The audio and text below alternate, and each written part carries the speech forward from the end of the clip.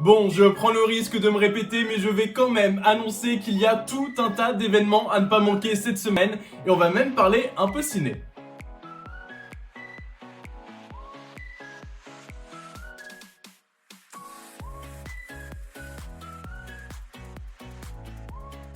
Chaque année, il y a plus de 200 000 mariages qui sont célébrés en France. En 2020, c'était beaucoup moins à cause du Covid-19.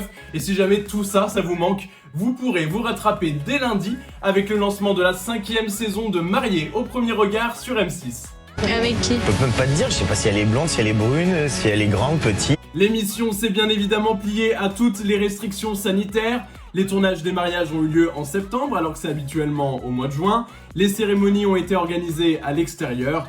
Les voyages de noces, eux, ont pu se faire mais à une seule condition, que les jeunes mariés restent en France. S'il y a bien une chose dont je suis sûr en ce moment, c'est que je n'aimerais pas du tout être à la place de Marina Foïs vendredi soir. C'est elle qui animera la cérémonie des Césars sur Canal+. Et si on dit déjà que c'est un exercice difficile en temps normal, ça le sera sûrement encore plus devant une salle quasi vide. Mais on sera là, ensemble. Si la cérémonie est à l'image de la bande-annonce qu'on vient de voir, Marina Foïs devrait s'en sortir. Les Césars se tiennent cette année à l'Olympia et c'est le film Les choses qu'on dit, les choses qu'on fait qui peut potentiellement remporter le plus de statuettes avec 13 nominations, juste devant Adieu les cons et Été 85, nommés chacun à 12 reprises. Si jamais vous n'êtes pas trop cinoche, vous pourrez zapper sur TF1 vendredi soir pour le retour de Koh-Lanta.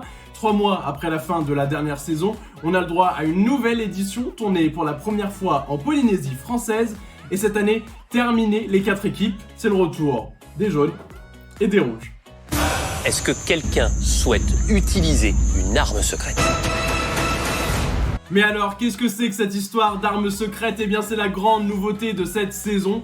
Les aventuriers pourront trouver des armes cachées qui provoquent des duels, qui donnent des doubles voix, qui détournent des votes et qui peuvent même contrer un collier d'immunité lors du conseil. Ça annonce de gros rebondissements cette année.